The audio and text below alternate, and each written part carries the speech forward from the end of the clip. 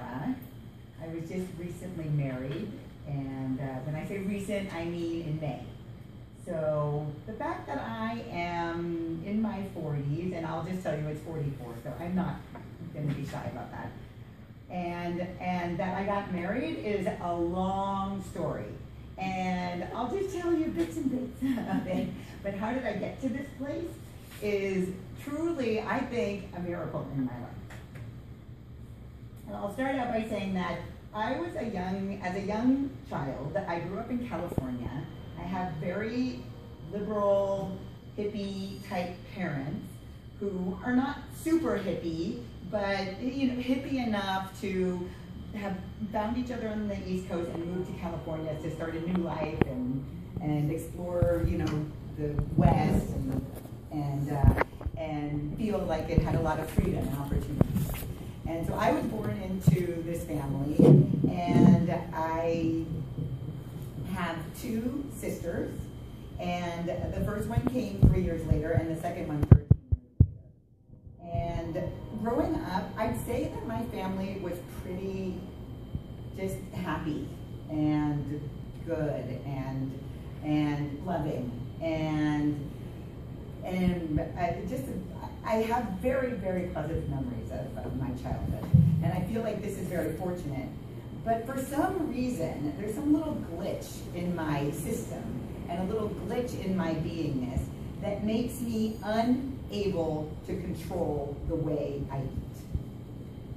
And because of this little glitch, and I see it now as a glitch, it's literally like a little brain switch that didn't get turned on that says, you're full now.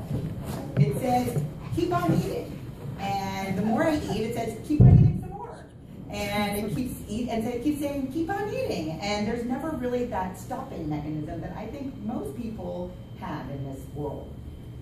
And because of this glitch, I formed an identity that was so low and so dismal and so sad that I kind of grew up with this feeling inside myself that there was something wrong with me, something that wasn't right, and something that I couldn't really fix, and something that I had not really much control over. And this particular part of me carried me through high school, college, and I could never really understand what it really was. And a lot of people say, I was heavy, and at the time, a lot of people say go on a diet when you're heavy, they see that, but that never really worked for me. And I never was able to really control my eating and get thinner and do that. So I think that the effect was that my self-esteem went down. I became more withdrawn. And after college, I moved to Los Angeles. And there I pretty much fell into a hole. And I think there was a time I was the most depressed in my life. It was at that moment. And I think also because, coming from college, you're kind of starting your life now. So I think there was a lot of that too. But the food was the primary issue. And I'm only able to say that now because I've done so much work on that I can tell you that now. But at the time, that was it. And so at the bottom of my abyss, which was very sad, I had thoughts of suicide and was super depressed. I reached out for help with a therapist. And to this day, I feel like that was the changing point in my life. When I met her, for some reason, it was just a positive relationship. And if anyone knows much about therapy, a really good therapist is somebody who can reflect you back to you. They're not necessarily giving you advice, they're not necessarily telling you what the best thing to do is, they're not giving you a diet, they're trying to help you see you. So me see me. And because of her ability to reflect that back to me, I was finally able to start to see what was going on inside myself and who I was and how the eating was affecting me and what was contributing to me wanting to eat, what was contributing to me not being able to stop And I eventually began to develop techniques that helped me to get an overview of the food. I still do not have an on-off switch, but I have certain overwhelming habits that help me to stop at certain times when I know intellectually I have to stop. There's still no feeling, oh, you have to stop, but there is an intellect now that tells me I have to stop. And that coupled with a lot of support and a lot of help. And also, around that time, I went back to school to get my degree in psychology. And so that's why I'm also able to speak a fair amount about it, because I began to get trained as a therapist. So becoming a therapist was a real adventure, because I got to learn more about myself and more about who I was and more about why I do the things I do and how I can make changes. Therapy was not to be my path, because at a certain point I realized I don't want to be a therapist. I really don't want to have to hear other people's issues that much, because I have a tendency to take it in a little too much. And so at that same time, I also moved to New York, where I just decided I'm going to go into the fashion industry. And that wasn't like it was out of nowhere, but you know, when you start on the path of self-exploration, it can lead to so many new things. And I think fashion was just one of those parts of myself I wanted to explore at the time. And who is that part of me? And take a breath. So that kind of led to me learning a lot more about myself. Now I should say that when I started therapy, I feel like I started back at being a child again. And I had to grow up.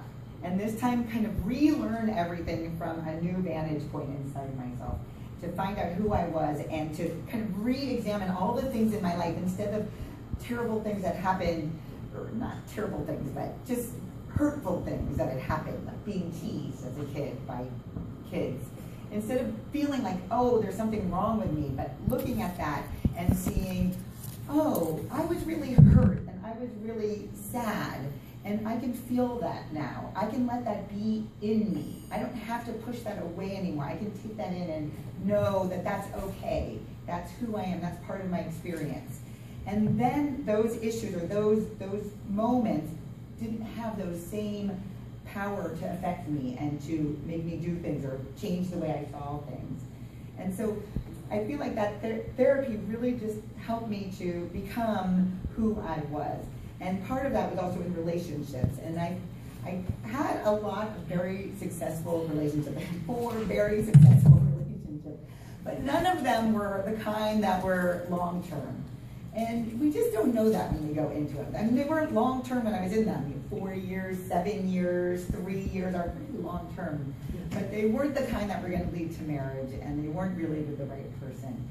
And part of becoming yourself and me becoming myself was to really see what my part in those relationships were. Why did I need them?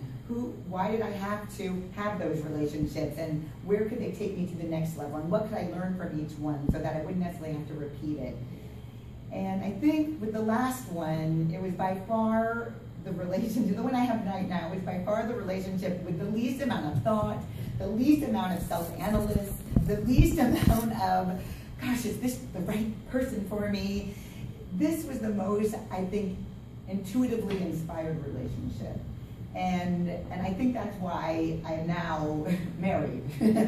Because within a few months of meeting this gentleman, I was amazingly pregnant, and that led to an amazing time of moving in and, you know, being with his family and having him meet my family, and then within another year or 2, I was pregnant again, and then we got married. So, you know, the journey for me isn't so much about, you know, am I doing it all right, and do I have to do it right? The journey for me is still and will always be, who am I, where am I, what is best for me, and where can I go, what can I learn from this, so that I don't necessarily have to make those same mistakes, as we were discussing earlier, and so that I can grow from it.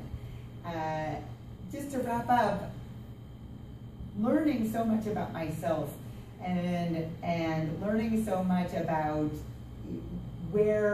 how to explore that part of myself has encouraged me to want to help other people that way.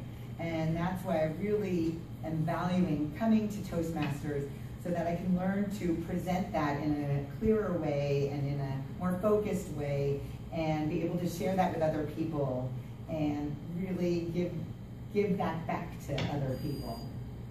So thank you very much. Thank you.